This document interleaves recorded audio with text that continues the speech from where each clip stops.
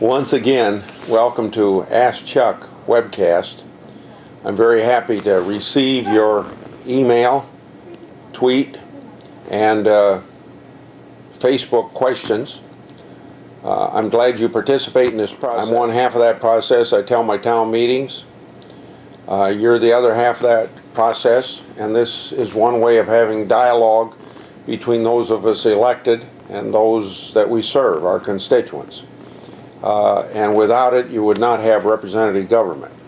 So we have a lot of questions emailed, tweeted, and Facebook to us, and I'm going to take two of those now to answer. So I'm going to Allison in Shell Rock tweets, quote, "Do you think health care reform is a good idea?" End of quote. Depends on what kind of health care reform it is. What the House passed this weekend, I would have to say no. Because if you use the word reform, you would not expect your taxes to go up. Reform would not have health insurance premiums go up. It would not take $500 billion out of Medicare, already in trouble, to set up a new entitlement program. And reform would surely do something about inflation and health care.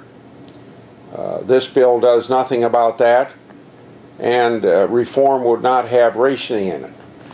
But do we have a perfect health care system? There's not any one of the 100 senators would say yes. In order to make it a better bill to vote for, I would say the least it ought to do is include medical malpractice reform. It ought to include selling insurance across state lines. You shouldn't have what's called an individual mandate, because this would be the first time in the history of the country that we force anybody to buy anything, in this case health insurance, because you see states can force you to buy car insurance under the 10th Amendment, but the federal government doesn't have that power.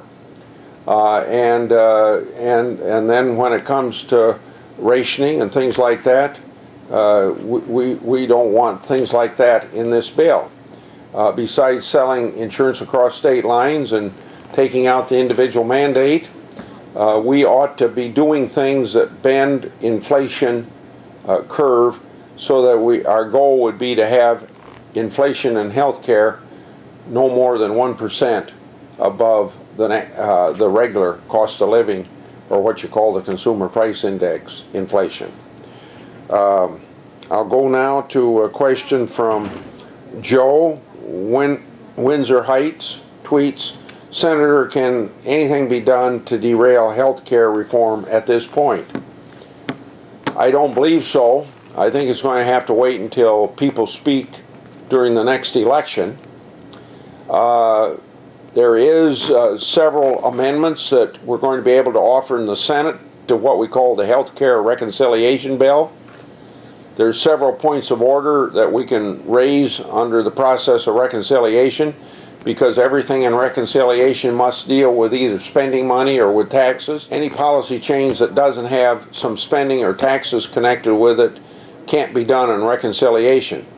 And of course, the difference between reconciliation and regular order is it takes 60 votes to stop debate under regular order, whereas under reconciliation you have a limit on debate beforehand, and so it just takes 51 votes to finally get a bill passed.